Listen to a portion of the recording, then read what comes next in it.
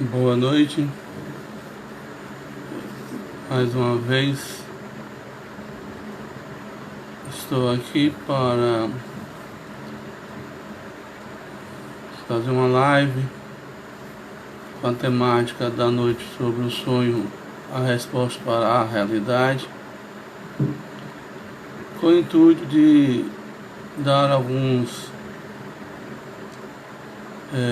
pontos pertinentes ao assunto que envolve a todos nós, no sentido de compreendermos se o fato de sonhar quer dizer para todos nós alguma mensagem, trazer para nós alguma informação.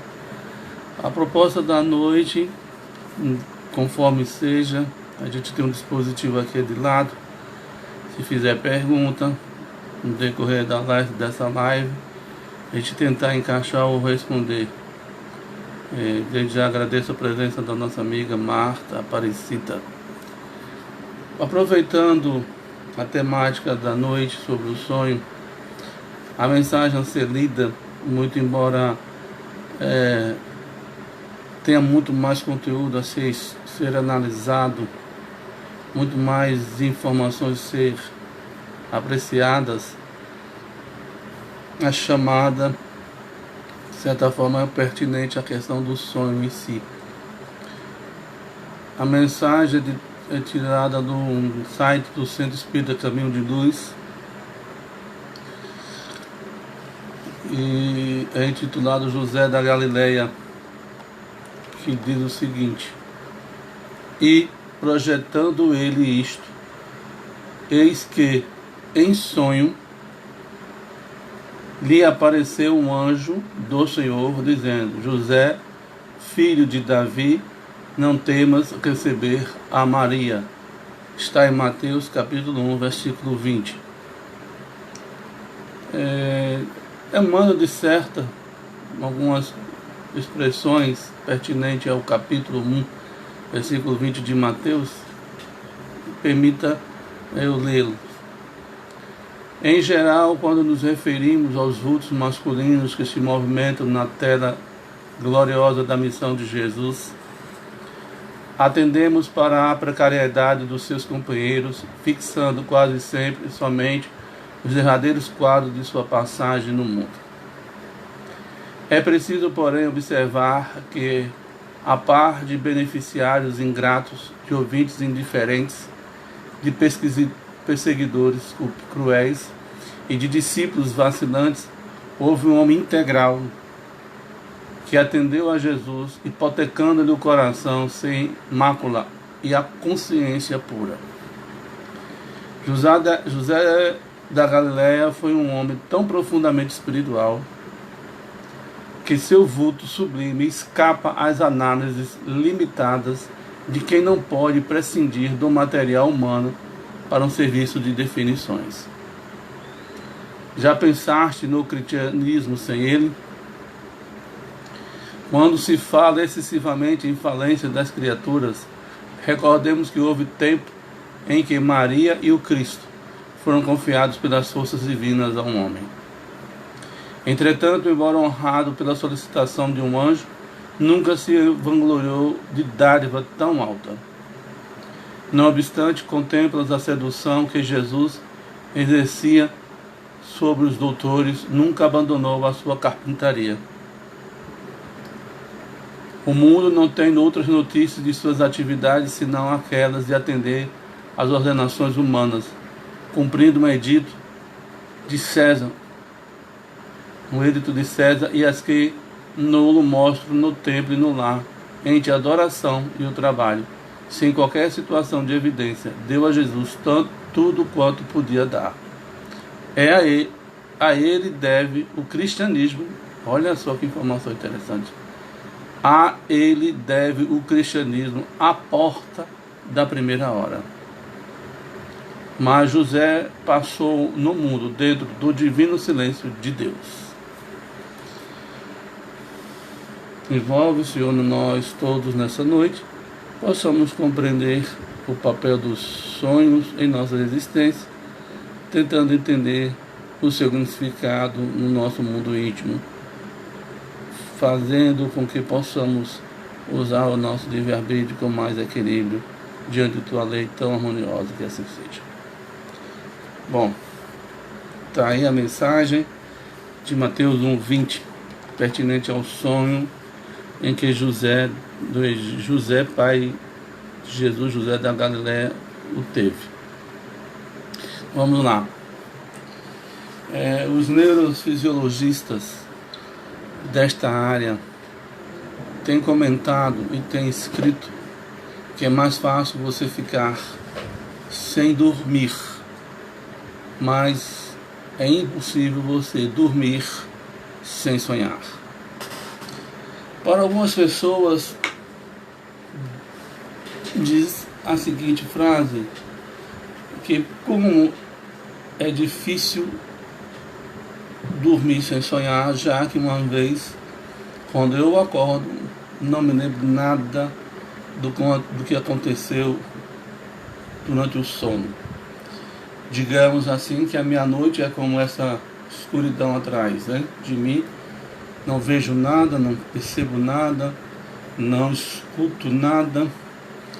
É verdadeira tela escura. E aí também encontra-se por vezes o sentido, o significado de sonhar. Para que eu tenho que sonhar, afinal de contas?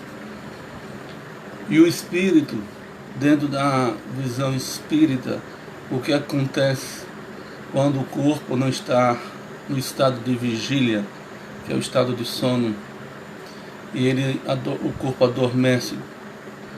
Para onde é que vai o espírito, E diante do que acontece no momento dessa emancipação da alma, porque é o texto que Kardec colocou, a emancipação da alma, o que acontece nessa emancipação, aonde permanece a alma, em que canto ela se encontra, das imagens que surgem, qual é a finalidade dessa imagem, para que ela surge, e qual o seu sentido e qual o seu significado.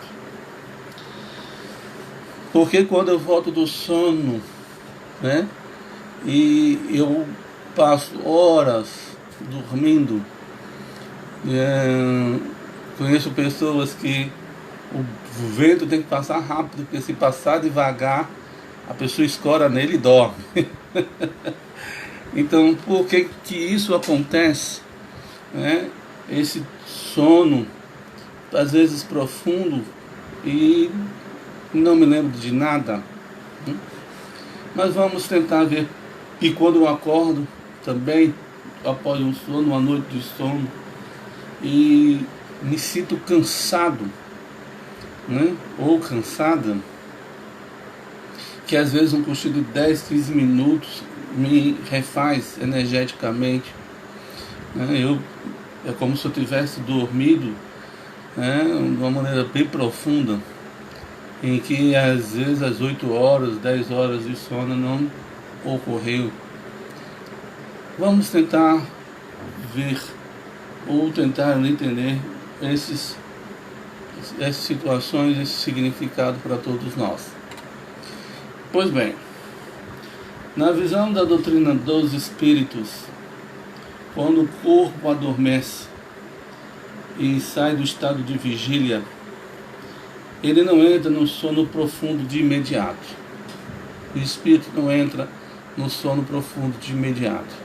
Ele vai modificando seus estados de onda até aquela onda mais profunda.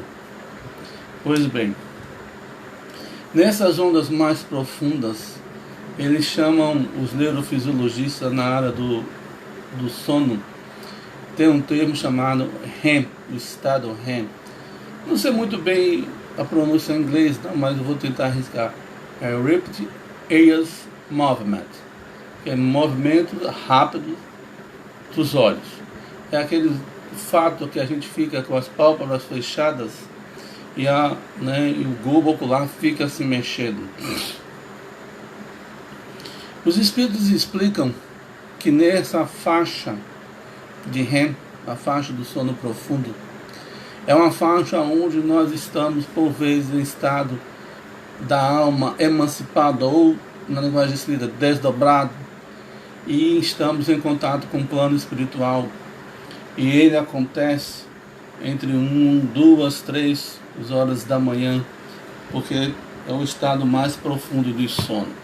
Estamos falando em linhas gerais, né? Lembrando que não há como a gente ter uma colocação específica para todas as pessoas que estejam nos assistindo ou para todas as pessoas que leem alguma coisa sobre o sono, sobre o sonho e o sono. Pois bem, nesse estado REM, movimentos rápidos dos olhos, como eu já falei, encontramos informações, começamos a manter diálogos. E uma pergunta que surge é: então todos os estados de sonho em que permeiam a noite é necessariamente um diálogo com o plano espiritual, com os espíritos? Não, não necessariamente. Há possibilidade, isso há. Martins Peralva, no seu livro Estudando a Mediunidade, ele classifica o sonho em 3 etapas, ou 3 características de sono. De sonho. O sonho comum é o corriqueiro, advindo das nossas preocupações corriqueiras, que às vezes a gente não entende, que ou por alguma coisa psicológica, né, a alimentação, inquietações psicofísicas que promovem imagens e quadros, são às vezes perturbadores em alguns momentos. Tem aqueles sonhos reflexivos, que são sonhos que emergem do nosso inconsciente e surgem no estado de sonho, no sono, de uma forma simbológica, com as nossas preocupações, aonde o inconsciente expressa de uma forma de figuras, de imagens, de quadros, para que a gente possa entender o que é que está acontecendo conosco. E por vezes isso é algo cotidiano, que cotidianamente no estado de vigília, porque o estado de vigília é o termo antônimo do estado de sono, não é acordar. O antônimo de sono não é acordar em si, vigília. Quando a gente está no estado de vigília, essas preocupações nos envolvem, nos cercam, e aí mergulhamos no sono para despertar em sonho essas nossas preocupações. Bom, e aí tem aquele sonho, né, chamado sonho espírita ou desdobramento, que encontra-se em várias passagens espíritas em diversos livros, as quais a gente ouve diálogos, digamos assim, bate-papo, conversações, por vezes advertências, tarefas, né, com os benfeitores espirituais, explicando o que é que deve fazer ou não fazer, orientando-nos de certa forma essa situação quando nós nos encontramos com o corpo adormecido. Vou tentar colocar algumas informações por etapas para poder bem situar e ficar mais didática possível a live da noite de hoje. Pois bem, primeira etapa, digamos assim, por que é que eu, quando estou dormindo e quando acordo, é como se eu não tivesse dormido, um caminhão tivesse passado por cima de mim e eu não tivesse nenhuma noite de sono. Muito embora a estrutura fisiológica, batimento cardíaco, pressão e os demais funcionamentos, né, da nossa estrutura orgânica baixo, para que a gente possa ter um relax, mas quando a gente acorda não existe o relax, existe isso sim, o cansaço, e ficamos sem entender por causa desse cansaço. A explicação fisiológica orgânica é que a gente tem a apneia, que é o meu caso, e essa apneia faz com que a gente tenhamos micro despertar. Sabe aquele movimento que está se mexendo, né, na cama, de um lado para o outro, e se inquieto, e tendo um sono como se para algumas pessoas estivesse tendo pesadelo, coisa que o valha. Já os entendidos em sonoterapia consideram que, como há um fechamento do processo respiratório, do relax, dessa estrutura aqui, né, para a faringe, aí o que acontece, e a laringe também, o que acontece? Ao fechar o bloqueio do ar para encher os pulmões, o cérebro automaticamente começa a dizer: opa, tá faltando oxigênio para mim, me desperta ou acorda, porque eu preciso continuar com o trabalho. Então nós temos micro despertar na estrutura cerebral, e por isto que entramos no estado de cansaço quando nós adormecemos. Eu digo que eu sou prova disso porque com o CPAP, né, que é um material que bota uma massa RCA, a gente vira como se fosse um elefante, porque é uma massa, ele vai com um tubo, com um aparelho que manda oxigênio, né, o tempo todinho, à noite. E realmente, quando acorda, se acorda-se bem. Mas, diante dessa proposta, diante dessa situação, podemos ter alguma explicação doutrinária, ou, digamos assim, na visão espírita, o que é que também esse cansaço? Segundo o Dr. Sérgio Felipe de Oliveira, precisamos fazer um up quando nós estamos entrando no estado de sono. E aí, por isso que os espíritos nos pedem que antes ou adentrarmos a primeiro portal, né, de acesso ao plano espiritual, saindo do estado de vigília para ir para o estado de sono, com um sonho bem bom, vibrar uma prece, nos bons pensamentos, uma ideia, não necessariamente tão somente essa prece maquinal, que costumeiramente às vezes a gente fala e adormece, mas como se estivesse mentalmente falando, né, com as forças divinas no diálogo, ou fazendo uma poesia mentalmente, lembrando uma frase, e aí tentar sair, né, do corpo físico de uma maneira mais tranquila. Quando isso não acontece e tem essas preocupações corriqueiras no nosso dia a dia, o que é que surge? O espírito, aqui está o corpo físico, então dá para ver, aqui é o corpo físico e aqui você tem o espírito.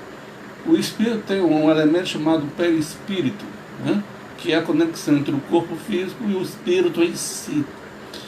Imaginemos o espírito sendo um balão, o corpo uma estaca e o cordão, ou, né, a corda que prende a estaca ao espírito, né, fica ali se aproximando.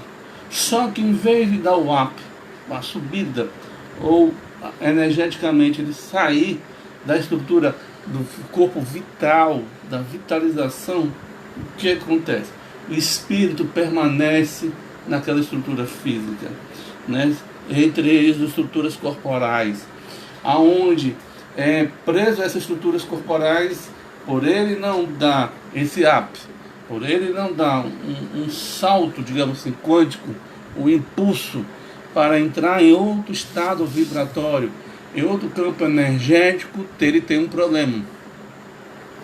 Fica naquela região, né, do corpo físico, num ambiente, por sua vez, o ambiente do quarto, da sua residência, e ao acordar, é isso que ele sente, esse desgaste. Temos essa explicação, tendo a visão espírita, né, proposta do Dr. Sérgio Felipe de Oliveira, pertinente a um vídeo que ele tem no YouTube e em DVD também, referente a essa questão. E isso me remete a um quadro que também, oriundo desse aspecto de não dar o up, não dar uma saída do corpo físico, nós encontramos em Missionários da Luz, um quadro onde as pessoas são inscritas em cursos espirituais no plano espiritual, em pessoas encarnadas e desencarnadas, e que ao adormecer o corpo físico são levados para esse ambiente, e nesse ambiente, né, espiritual, reunidos na esfera extrafísica, mantém-se o diálogo, mantém-se a conversação. André Luiz, com o espírito Alexandre, vindo da curso espiritual, visitar digamos assim, um estudante inscrito para os trabalhos da noite, sentindo a falta dele, faz a seguinte questão: o que é que vamos fazer uma visita ao nosso irmão para que possamos compreender o ocorrido, porque afinal de contas ele estava inscrito no curso do plano espiritual. Lógico que Alexandre, espírito superior, sabia do que estava acontecendo, do que se tratava.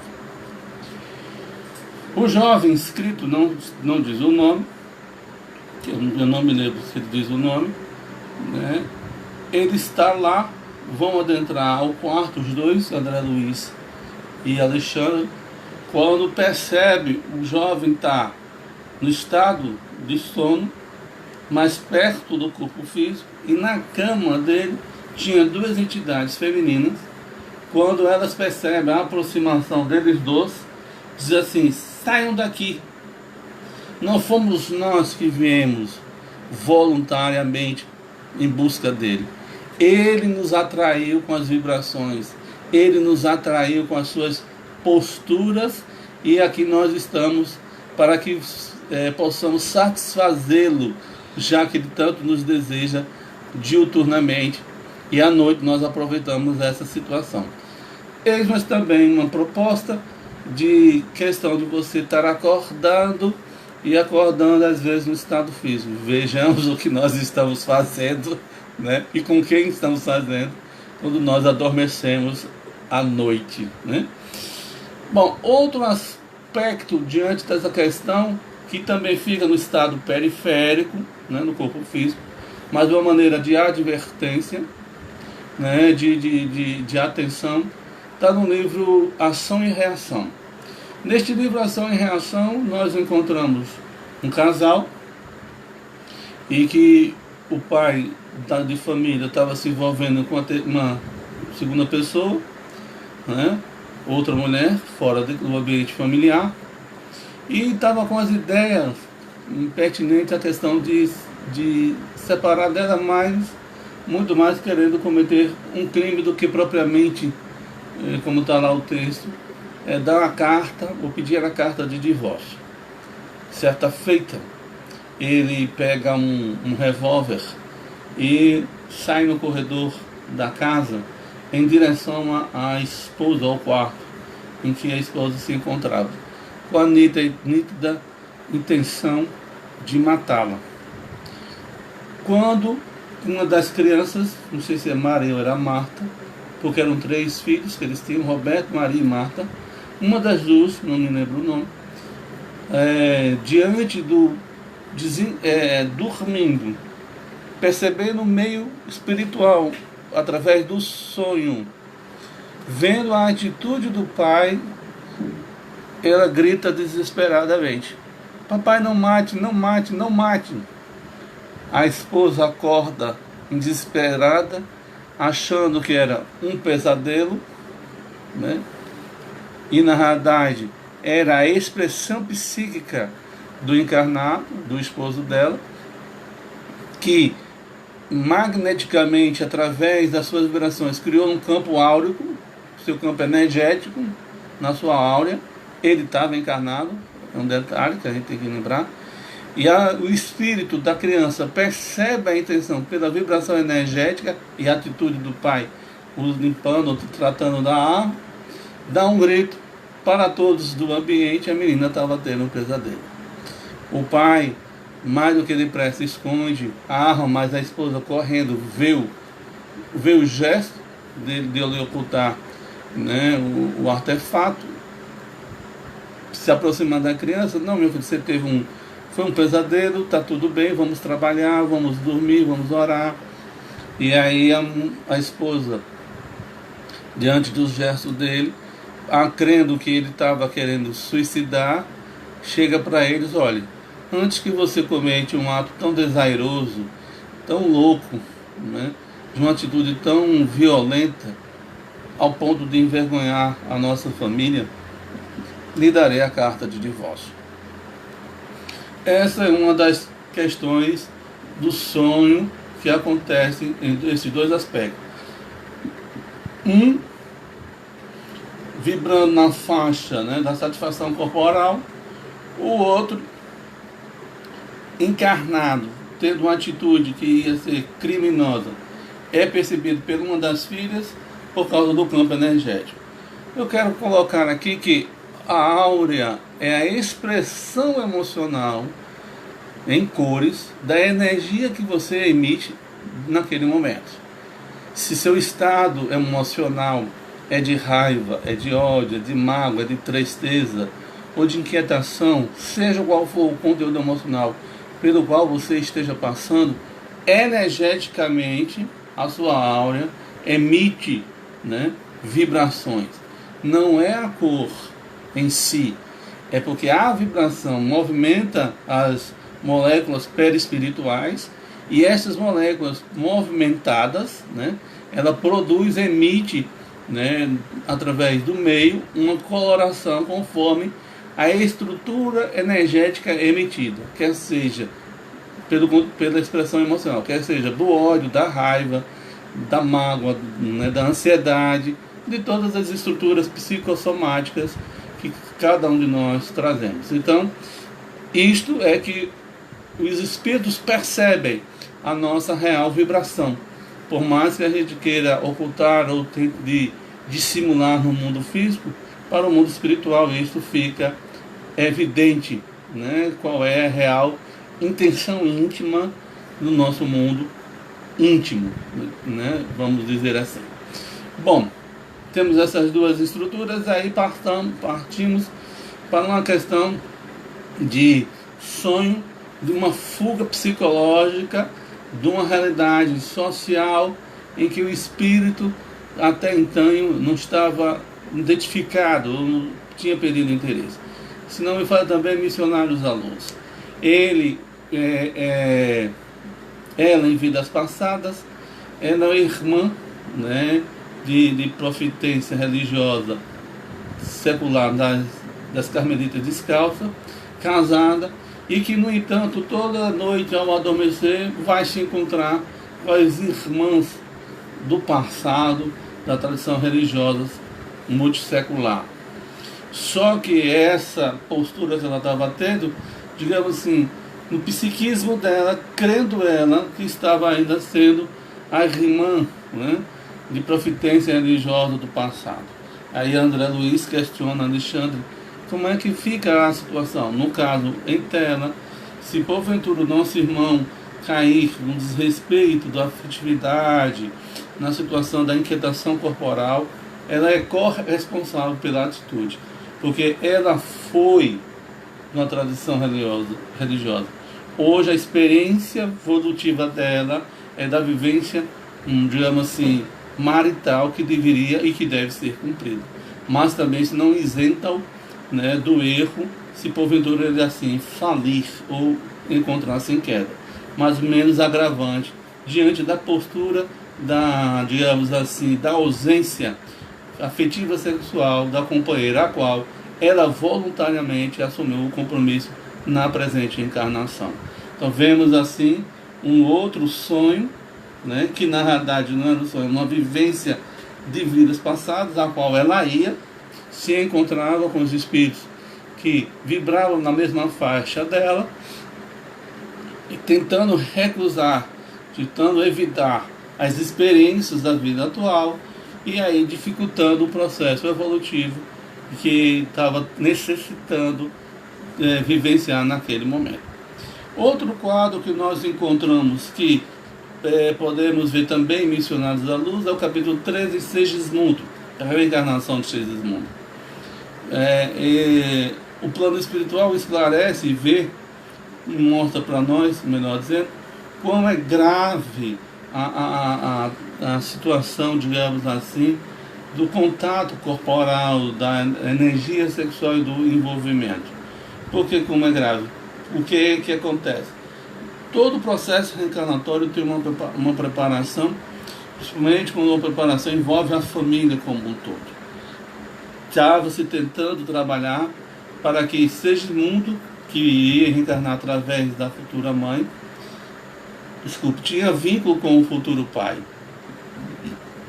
Como assim o vínculo?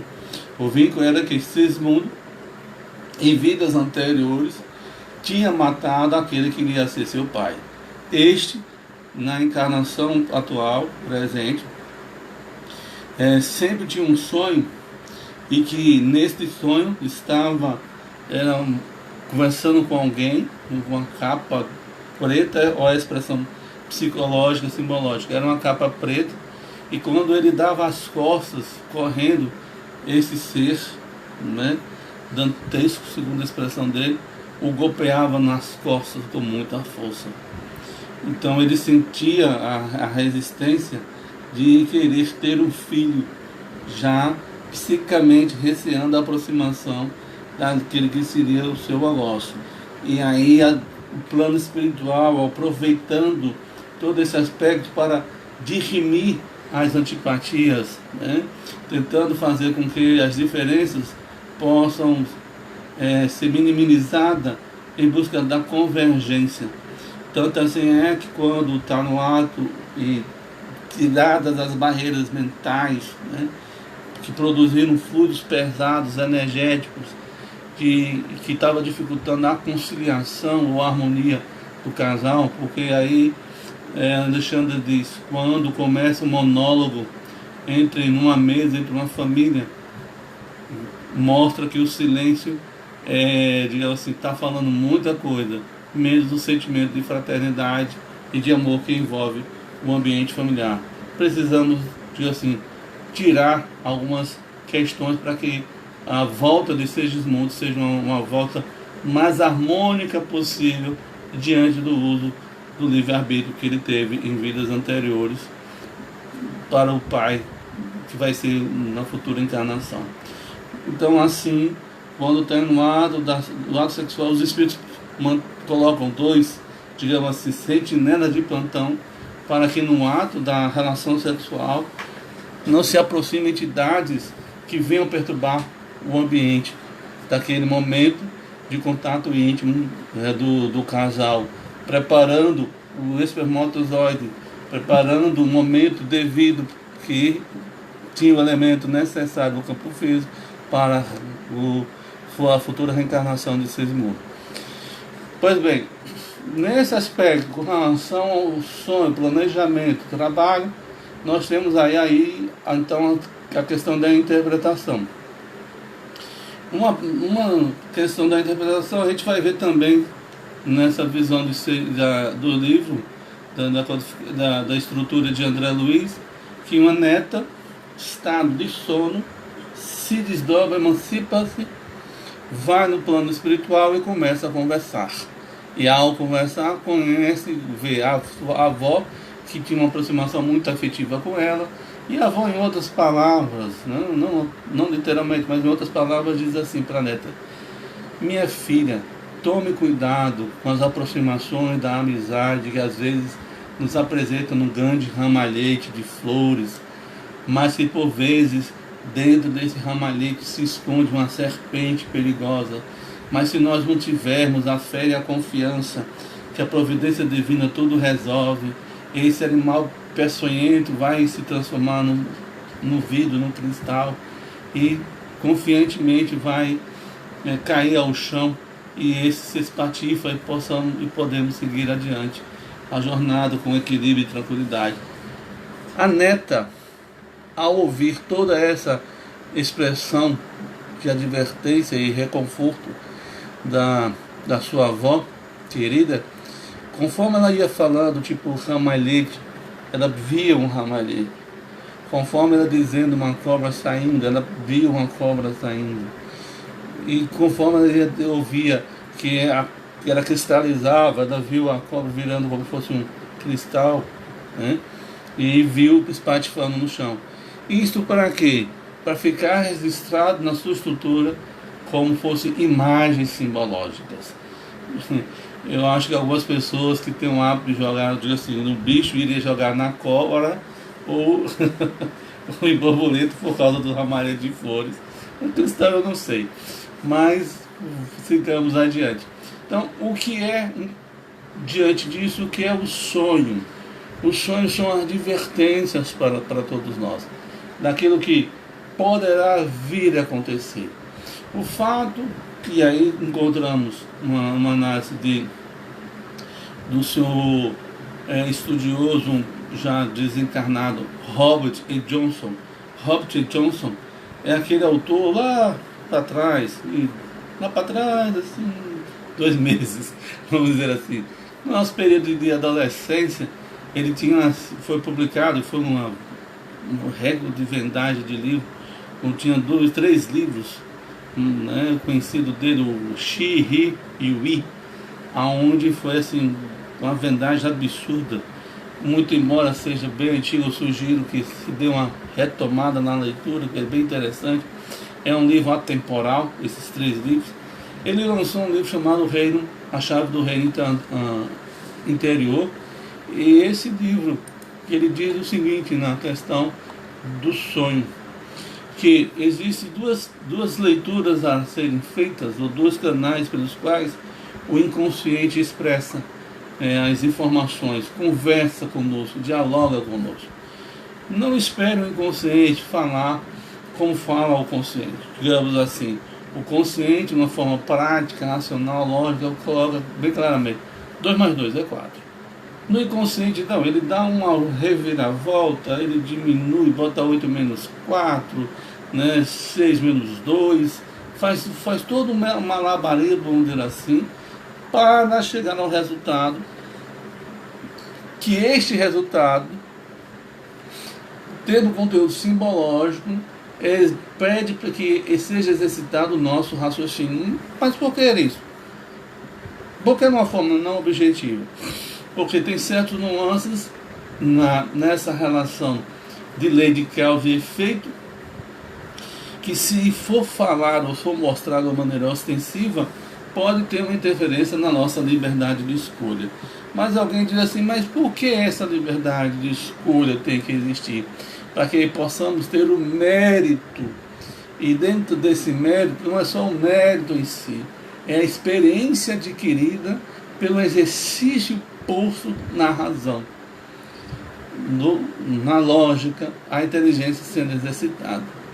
Então, quando encontramos uma linguagem simbológica, através de imagem, através de informações outras que às vezes não faz sentido, na realidade faz todo o sentido. Por isso que o texto, né, o sonho, resposta para a realidade.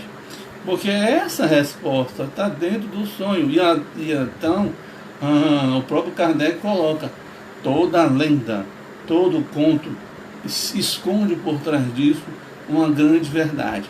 Precisamos retirar o véu das características aparentes, né, do simbolismo que aos nossos olhos às vezes pode ser grotesco, sem sentido, sem expressão nenhuma, mas que tem um aprofundamento, uma profundidade tão intensa, para que a gente possa mergulhar no mundo íntimo de cada um de nós. E neste livro, A Chave do Reino Interior, de Robert E. Johnson, ele fala claramente: não há interpretação universal simbológica dos sonhos. Os sonhos e as imagens que surgem no nosso estado de sono é uma expressão particularizada. Em outras palavras, alguém sonha com um animal, por exemplo, sonha com um cachorro o agredindo, atacando, é o inconsciente colocando o que? Tome cuidado, que uma pessoa no seu campo afetivo da amizade, porque este símbolo é o que traduz a imagem deste animal, o cachorro, né? A própria expressão psicológica de que o cachorro é o melhor amigo do homem. Esse melhor amigo do homem se situa uma amizade. Então, plano espiritual, a lei divina mostra, né, o cachorro agredindo, tentando atacar. Muito embora nós não saibamos de onde vem, quem é esse amigo, quando vai surgir, mas a proposta de precatar-se diante do que vai vir no amanhã. Esse vir no amanhã pressupõe que nós tenhamos sempre a prudência nos processos de relações que nos envolvem. Mas muito mais do que a pessoa venha fazer para conosco, é como nós vamos reagir, que na realidade deveria agir diante do que nos cerca, diante do que nos envolve. Então, sendo assim, temos a percepção de que o sonho tem várias facetas, e podemos dizer que existe o sonho pré-cognitivo, né? Ou retrocognição, melhor dizendo, que eu estou sonhando referente ao passado. Retro é anterior, cognição é conhecimento, anterior conhecimento, vida anterior, aonde eu posso ir à última, ou às 2 a 3 reencarnações, mostrando, de certa forma, não que a gente encontre postura de inércia, as posturas de equilíbrio, o porquê de determinadas situações está acontecendo conosco e o que deveremos fazer com as situações que estão nos circundando. Por vezes essa retrocognição remete a umas reencarnações bem pregressas, bem anteriores ao que a gente possa imaginar, que em alguns casos às vezes pode se perder na noite dos tempos e a gente não consegue entender. Mas como essa imagem surge, como essa imagem vem, que nós tenhamos a capacidade de parar para refletir qual é o seu significado, qual é o seu sentido e para que serve esse sonho. E também tem o sonho de pré-cognição, antes cognição, conhecimento. Eu vejo um quadro que me apresenta-se como, para os nossos olhos, de não fazer sentido, não temos nenhuma experiência, não temos a situação, e aí que de uma hora para outra a gente tem uma sensação de, olha, eu acho que eu já vivi isso, né? Eu acho que eu já presenciei essa situação. Lembrando que é uma pré-cognição. Diante disso eu vou ainda vivenciá-la. Então isso remete a outras questões pertinentes a futuro. Este futuro, ou o futuro pode ser previsto. Como se prevê algo que ainda não aconteceu?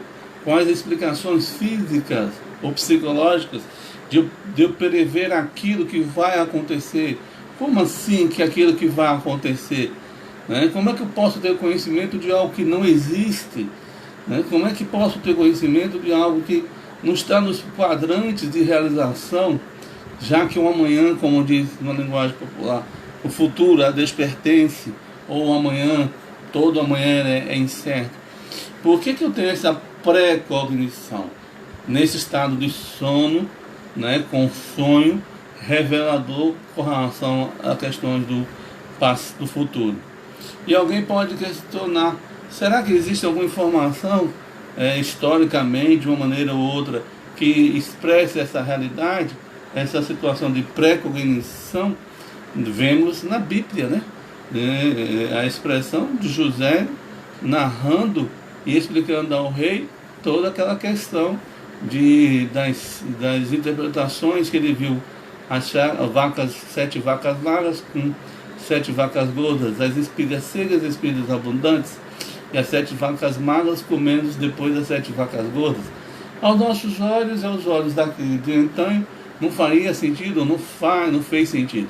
Mas para José, que tem a faculdade, aí é outra questão também, a faculdade onírica, né? A faculdade mediúnica onírica, que quer dizer, onírica é de sonho, a um José, ouvindo essas expressões, né, do rei, começa a narrar e descrever que o Egito ia passar 7 anos de abundância e depois 7 anos de escassez terrível. Encontramos então aí, digamos assim, primeira lição da economia, vamos dizer assim, na Bíblia. Como lição da economia? Na abastança, não desfruto de tudo de uma vez. Sejamos todos nós parcimoniosos, no sentido de que, se hoje eu tenho, sabe aquela frase que costumeiramente a gente fala, ou a gente já ouviu, a gente, né, por algum instante talvez também tenha dito, Se fui pobre, não me lembro. Quando a gente está na abastança, quando a gente está assim, na situação lauta, de uma maneira ou de outra, mas deveríamos lembrar. Por quê? Porque esse processo acontece para que a gente possa ser prudente no momento onde chegará a escassez, a falta, né? O equilíbrio. Então a gente, sendo parcimonioso, na abundância, a gente tem a tranquilidade de desfrutar o que é necessário. Na escassez, a gente tem a tranquilidade de viver calmamente, porque sabemos viver só com o necessário. É difícil? É, mas essa foi a expressão de cautela que José do Egito passou para o rei, né, daquela época. Então vejamos as expressões que o sonho ele tem uma resposta para a realidade. Que realidade? A realidade daquilo que a gente imagina, né, daquilo que nós temos que mudar e daquilo que a gente vê o nosso dia a dia, o nosso cotidiano. Se eu estou dormindo, acordo no meio do dia, acordo cansado depois de umas 8 horas de sono, né? E na realidade das duas uma, ou eu fisiologicamente não tô bem, eu estou com uma apneia do sono, e aí eu preciso procurar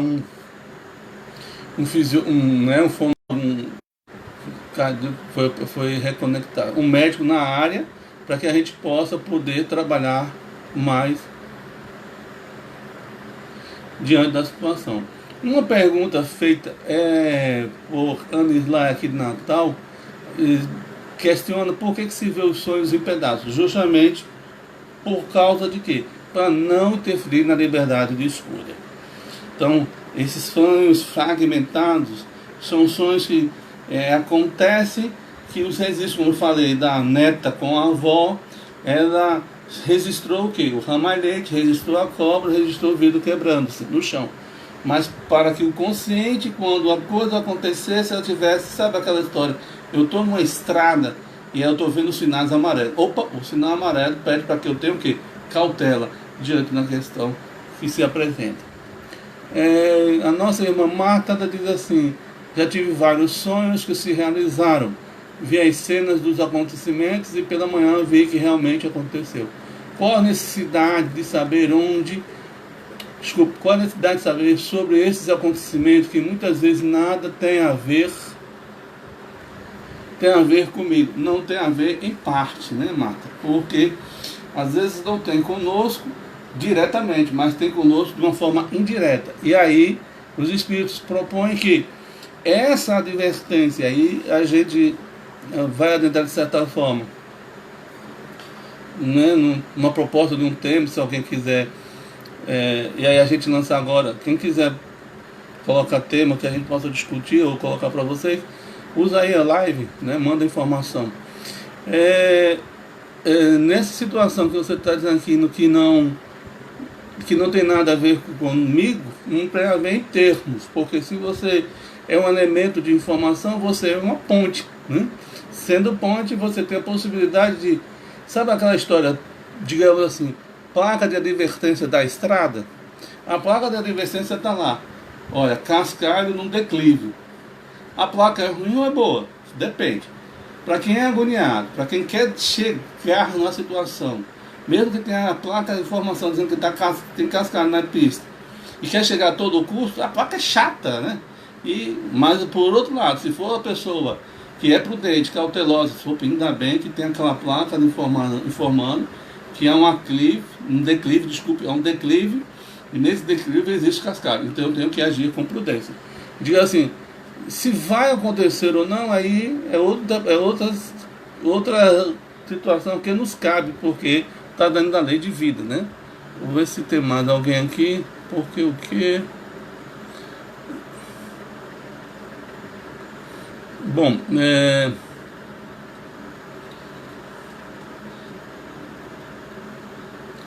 essas duas perguntas foram as que realmente mandaram para a gente. Aí a gente está compartilhando, não tem mais nenhum até o presente momento. Vamos ver. Então vemos dentro dessa perspectiva essas duas expressões das perguntas feitas pelas nossas duas, de assim, amigas virtuais, mas amigas do coração, que a gente já conhece ambas, né?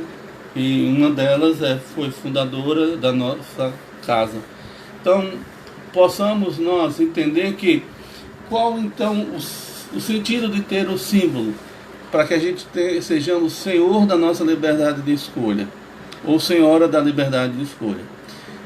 De certa forma, o sonho tem a ver com alguma coisa de tipo profetismo. Para que as profecias são ditas?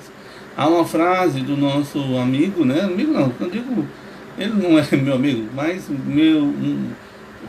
minha admiração por ele, né? De Dr. Haroldo Dutra Dias, que ele diz o seguinte: profecia surge para que ela não aconteça. Em outras palavras, o sonho, de certa forma, tem as mesmas características.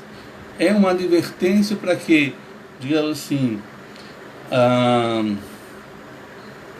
as consequências de não tomar cautela, né? Ou melhor, as consequências ao tomar cautela seja a menor possível diante do ocorrido.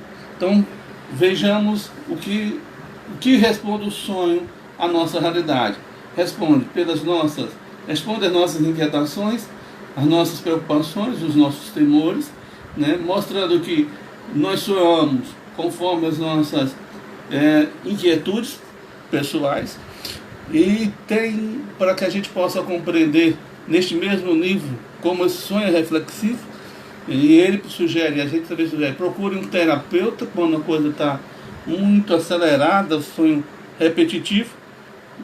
Nesse livro, A Chave do Reino Interior, o Dr. Robert Johnson, ele diz o seguinte: quando o sonho é repetitivo, de certa forma, ele tem uma relação do inconsciente conversando com você.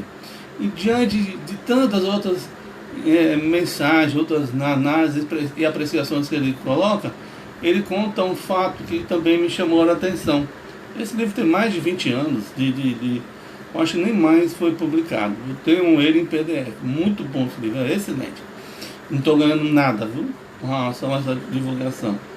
Ele tinha um paciente, ele era terapeuta, ele tinha um paciente que toda vez o sonho era o seguinte: estava ele caminhando na rua, a rua estava tanto quanto desértica, não por nenhum coronavírus da época, era feriado, tudinho, ele ficava caminhando e tinha o jornal não precisava ninguém estar lá para receber dinheiro. Era uma banquinha, você pegava o jornal, botava o dinheiro e ia embora.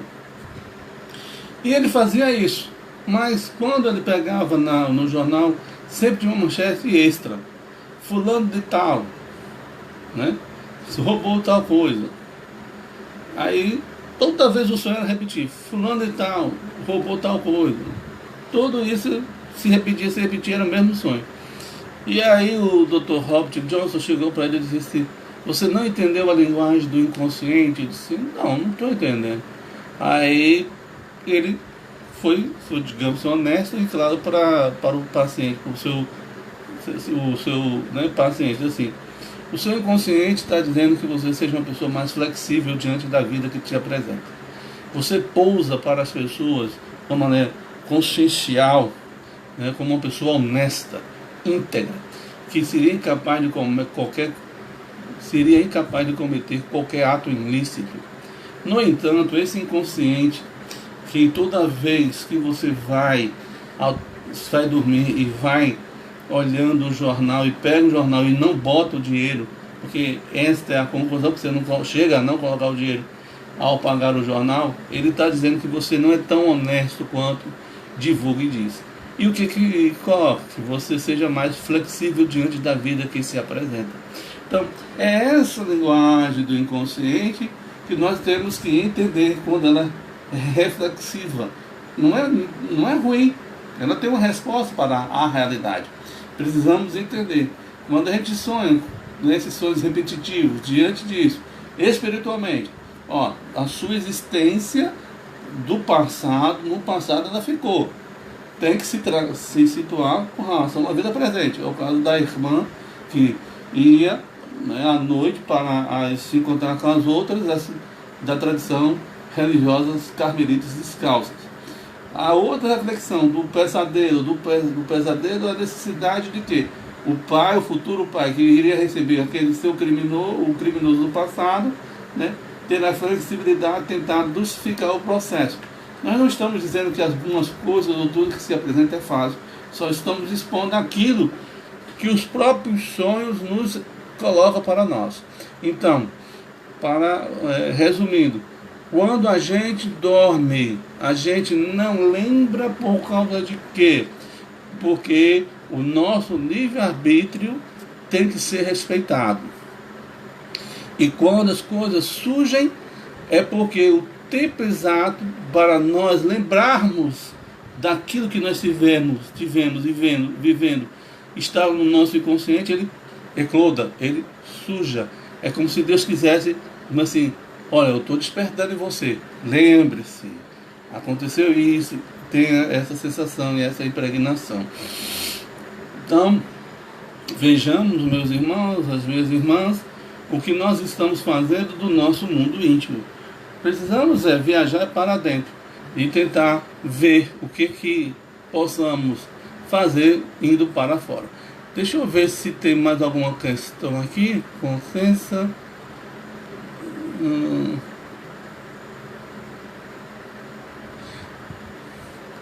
Ela está dizendo, uma jovem aqui, já sonhei comigo mesmo, em outra situação, com outro estilo de vida, totalmente diferente da minha atual. Pode ser que se trate de outra existência, existe essa possibilidade?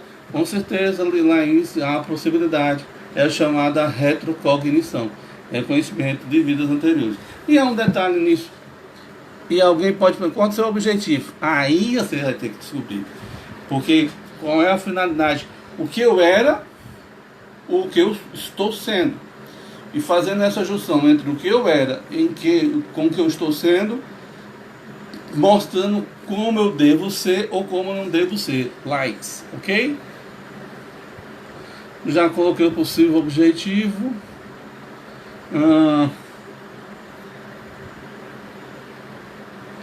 Uma proposta aqui de uma jovem para outra live seria: qual a causa essencial das síndromes e doenças?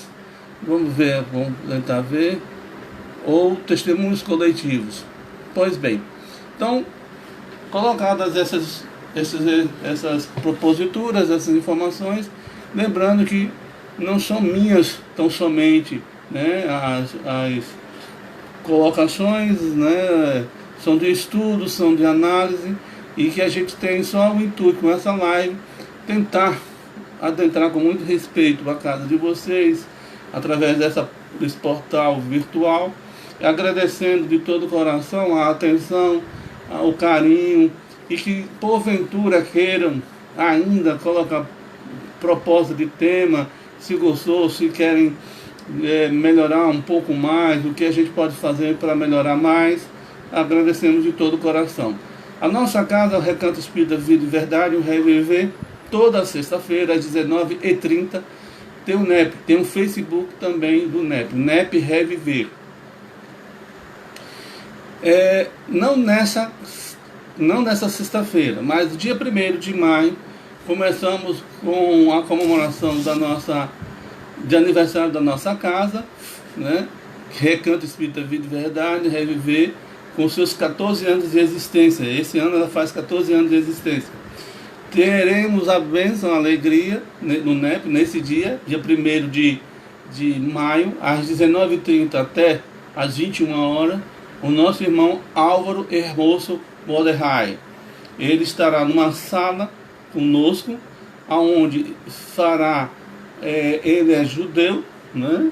Tornou-se espírita e tem conhecimento do hebraico na origem, estuda o Talmud, o Medichai e o Midrash no original, né? Conhece hebraico e aramaico, estará dando conosco no dia 1º de maio às 19h30, né? Um seminário em 2 partes, os 10 mandamentos, da primeira parte, do 1º ao 5º mandamento, e no dia 8, a segunda parte, do 6º ao 10º mandamento, fazendo os links com a doutrina espírita ou a doutrina dos espíritos, diante daquelas expressões, né, hebraicas de antanho.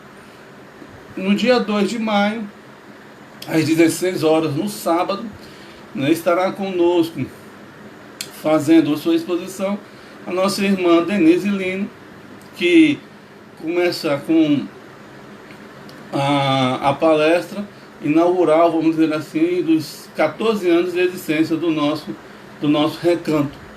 Tá?